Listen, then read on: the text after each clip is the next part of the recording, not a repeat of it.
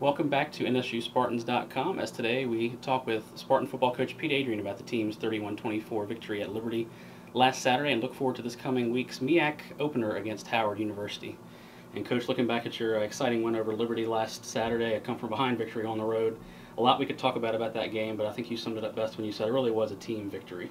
There's no question about it. I mean, it's one of the few games where, your offense, your defense, your special teams all had a big play at the right time to win the football game. And it was just a kind of amazing ball game. I mean, we needed a punt return, we get a punt return. We needed to stop it at the 1 yard line, we get to stop at the 1 yard line. We need a long drive, we get the long drive. So it's kind of like Christmas. How concerned were you at halftime? Obviously, only down 10, but nonetheless, Liberty had their moments in the first half. They really controlled the second quarter, and a lot of things weren't going your way in the first half. Well, I really thought in the first half their success on offense was really our own doing. I mean, we fumbled the punt, gave them a score. We gave them a kickoff return and set up another score. And we didn't have the feeling that their offense was just taking it and running it down our throat. But we were giving them momentum. And I think the most important thing was when we came out in the third quarter, went right down and scored, we made it 17-14. That really helped the defense because it took them away from their game plan where they thought with a 10-point lead they could just try to pound the ball. Now they had to start playing ball, and they weren't able to handle it in the second half. Right, of course, that drive was really key to start the second half. Got you right back within one score. Then you get a stop and then a huge punt return for a touchdown by Keith Johnson. Tell us a little bit about that play. Well, it was just a great play. I know we work hard on setting up the walls, and he did a great job. He went to the right to get him going to his right, and then he cut it back to left where we were. And we had some really good blocks on it, and the kids did a great job of blocking up high and staying on their feet so we wouldn't get a penalty. And, the rest of it was just talent. He just took off and ran. When you run 4 or 5, and get a step on some people, you usually don't get caught. That certainly helps to have that kind of 4 or 5 speed back there on the punt return. And it was a rare game too, in that your offense, defense, and special teams all scored touchdowns as well. Of course, the big defensive return by Marcel Koch there in the fourth quarter was key for you. That was really a heads-up play. They tried to run the option, and Lyndon Trell and Marcus Cooperwood hit him and stripped him. And as he was going down, the ball rolled out. It was really unusual when the ball rolled out. It just sat there. And Koch saw it, and he immediately went over and just grabbed it and took off and went down the field untouched, which was a big play for us. Of course, that was your second defensive touchdown in as many games too. And as you look back at the fourth quarter, the way the game ended with your defense stepping up, I know coaches don't like to compare teams a lot, but did it feel a little bit like last year with your defense coming up with a big goal line stand there late? Well, the one thing that kids were yelling on the sideline like that when they got the first down on the 4 yard line, they were all saying, "Hey, remember West Virginia." So, we dealt with that. We had the big goal line stand there. Of course, we had the big goal line stand against South Carolina State also in that thing. So it's nice you have that confidence. As a coach, I'd rather have the ball in the 50 or 45 where if you miss a tackle, it's a touchdown. But, I mean, the game was on the line for 4 plays. The place was going crazy, and we made 4 plays in a row. So, I got to take a hats off to our kids out there on the field. They really played hard.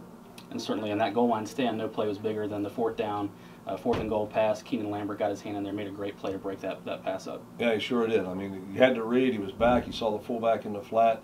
Kid was looking right at the fullback. He broke before the ball was thrown, and he was able to knock the ball right out of the kid's hands before, the kid was starting to get his hands on it and just knocked it away. Of course, a number of players had terrific performances, starting defensively with Lambert, 12 tackles.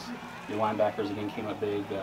Terrence Pugh, 7 tackles, 6 each for Giddens and Trail. So, again, a number of players getting in on the act for you last week. Oh, no question about that. And again, trying to play a lot of guys, they try to play with a lot of emotion and a lot of speed and stuff like that. So hopefully we continue to do that.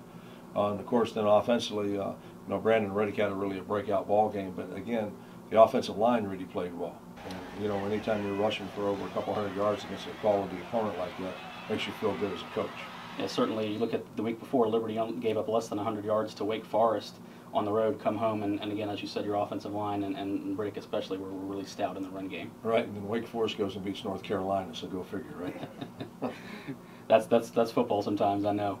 As you look ahead now to this coming week, you have your home opener back at home against Howard in the first conference game of the season. Tell us a little bit about what your team's mindset is heading into that ball game. Well, you said it's the first conference game, and everybody knows how important it is to win your first conference game. And of course, Coach Harold's saying the same thing to their guys. Everybody's 0-0, so everybody's equal. And it's going to be a fight. They're a real physical football team. They try to run the ball as best they can, and they do a good job. And they got all 5 of their offensive linemen back from last year playing, and they're a meat and potatoes team. They got a good defense, and of course. But Peter Kidd on defense is one of the best linebackers, if not the best linebacker in the league, so he's all over the place. So, we have our eyes wide open. I mean, we know we're going to have to play a top game. We're going to have to play a real physical football game in order to win. Obviously, Howard played well, definitely acquitted themselves well against Rutgers. I'm sure that game got your attention last week, seeing the score just 26-0, and they really were able to keep Rutgers in check for a lot of that game. Oh yeah, and again, it just talks about how physical they are and playing. Anytime you go against a D1 opponent, and we're always up against it, but you hold them under 30 points, you're doing a heck of a job. Well, if you had to single out a couple of keys this weekend, what would be some of the keys to victory for your team?